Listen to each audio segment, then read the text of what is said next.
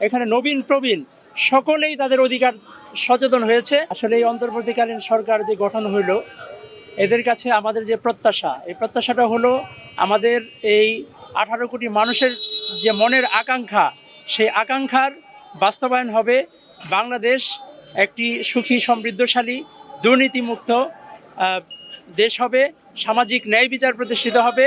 এটাই হচ্ছে আমাদের এই অন্তর্বর্তীকালীন সরকারের কাছে প্রত্যাশা। এই যে স্বৈরাচার বিরোধী যে আন্দোলনটা হলো, এটার মধ্যে এই নবীনরা, তরুণরা যে ভূমিকা রাখছে, তাদের দেশাত্মবোধ, তাদের যে দেশের প্রতি মায়া, মমতা, ভালোবাসা, সবাইকে যে দুর্নীতির করা যাবে না, এই যে সচেতনতা তৈরি করলো, আমরা অবশ্যই আশাবাদী যে তাদের অংশগ্রহণে এখানে নবীন প্রবীণ সকলেই তাদের অধিকার সচেতন হয়েছে। অবশ্যই তাদের দ্বারা ইনশাল্লাহ ভালো একটা কিছু হবে, এটাই আমাদের প্রত্যাশা এবং আশা করছি। স্বৈর শাসকের শাসনামলে বিশেষ করে প্রশাসন, পুলিশ প্রশাসন, বিচার বিভাগ এগুলো তো ধ্বংস হয়ে গিয়েছিল। আর পুলিশ নির্যাতনের মাধ্যমে মানুষের যে ভোগান্তি হয়েছে, সেই মানুষগুলো আজকে স্বাধীনতা লাভের জন্য যেই উত্তেজিত কিংবা আবেগ মুহূর্ত পালন করতেছে এবং কিছু নির্মম নির্যাতনের শিকার হয়েছে, যার কারণে পুলিশের প্রতি মানুষ ক্ষিপ্ত। এই ভয়ে হয়তো তারা এখন দায়িত্ব পালন করতেছে না। কিন্তু অন্তর্বর্তী সরকার যে গঠিত হয়েছে, ইতিমধ্যেই তাদেরকে কর্মে যোগদানের জন্য বলা হয়েছে। আশা রাখি তারা যেমন দেশটা স্বাধীন করেছে, দুর্নীতিমুক্ত যেই পরিবেশ আমাদেরকে উপহার ইনশাল্লাহ দিবে।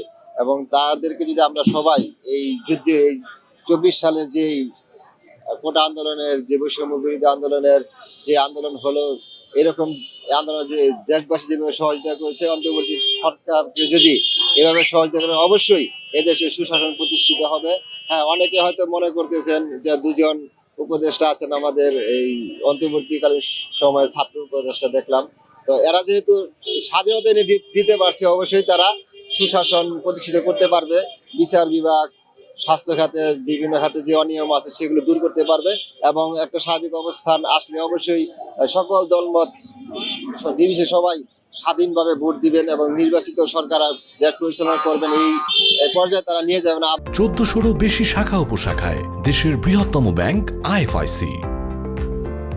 আমরা দেখতে পাচ্ছি যে এই মুহূর্তে কিছু সন্ত্রাসী বাহিনী, দুষ্কৃতিকারী দেশে অরাজকতা সৃষ্টি করতেছেন, জানমালের ক্ষয়ক্ষতি করতেছেন। আসলে এটা আমরা যারা সমাজ সচেতন মানুষ, নেতৃস্থানীয় বিভিন্ন কর্মকাণ্ডে জড়িত আছি, আমরা এটা কখনোই সাপোর্ট করি না। আমরা চাই সবকিছু এই দেশের মানুষের, এই দেশের সম্পদের আর যেন কোনো ক্ষয়ক্ষতি না হয়। অতি দ্রুত এই সকল বিষয়গুলো এই সরকার ব্যবস্থাপনা করবেন এবং অবশ্যই তারা সফল হবেন ইনশাল্লাহ। আগের সরকারটা ছিল তো স্বৈরাচার সরকার, এখন একটা ভালো সরকারের হাতে, একটা আস্থাভাজন সরকারের হাতে দেশ পরিচালিত হচ্ছে। আমাদের বিশ্বাস, আমাদের আস্থা এই সরকারের মাধ্যমে দেশটা ভালো চলবে এবং অতি শীঘ্রই সে এই অন্তর্বর্তীকালীন সরকার একটা ভালো নির্বাচন দিবে।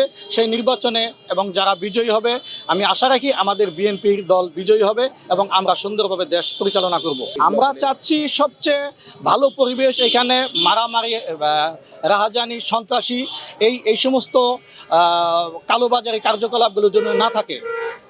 আমরা একটা সুষ্ঠু পরিবেশ চাচ্ছি, এই সরকার দিবে, এটার প্রতি আমাদের আস্থা।